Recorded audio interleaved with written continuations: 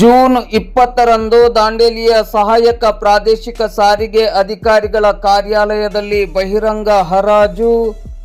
Karnataka motor ವಾಹನ ತೆರಿಗೆ ಕಾಯ್ದೆಯ ಪ್ರಕಾರ ತೆರಿಗೆ ಸಂದಾಯ ಮಾಡದಿರುವ ಕಾರಣ ಮುಟ್ಟುಗೋಲು ಹಾಕಿದ ವಾಹನಗಳನ್ನು ಜೂನ್ 20ರಂದು ಮಧ್ಯಾಹ್ನ 2 ಗಂಟೆಗೆ ದಾಂಡೇಲಿಯ ಅಂಬೇವಾಡಿಯಲ್ಲಿರುವ ಸಹಾಯಕ ಪ್ರಾದೇಶಿಕ ಸಾರಿಗೆ ಅಧಿಕಾರಿಗಳ ಕಾರ್ಯಾಲಯದಲ್ಲಿ ಬಹಿರಂಗ ಹರಾಜು ಮಾಡಲಾಗುವುದೆಂದು ಸಹಾಯಕ ಪ್ರಾದೇಶಿಕ ಸಾರಿಗೆ ಅಧಿಕಾರಿ ಅವಿನಾಶ್ ಕಾವೇರಿ ಅವರು ಇಂದು ಶುಕ್ರವಾರ ಸಂಜೆ 5 ಗಂಟೆ ಸುಮಾರಿಗೆ ಮಾಧ್ಯಮಕ್ಕೆ ನೀಡಿದ ಪ್ರಕಟಣೆಯಲ್ಲಿ ತಿಳಿಸಿದ್ದಾರೆ.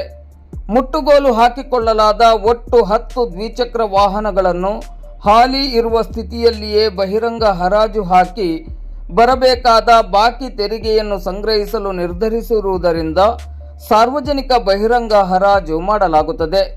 ಈ ಹರಾಜಿನಲ್ಲಿ ಭಾಗವಹಿಸುವವರು ಹೆಚ್ಚಿನ ಮಾಹಿತಿಗಾಗಿ ಕಚೇರಿಯ ಸಮಯದಲ್ಲಿ ಡಿಎಸ್ಎ ವಿಭಾಗವನ್ನು ಸಂಪರ್ಕಿಸುವಂತೆ ಪ್ರಕಟಣೆಯಲ್ಲಿ ಅವಿನಾಶ್ ಕಾವೇರಿ ಅವರು ತಿಳಿಸಿದ್ದಾರೆ.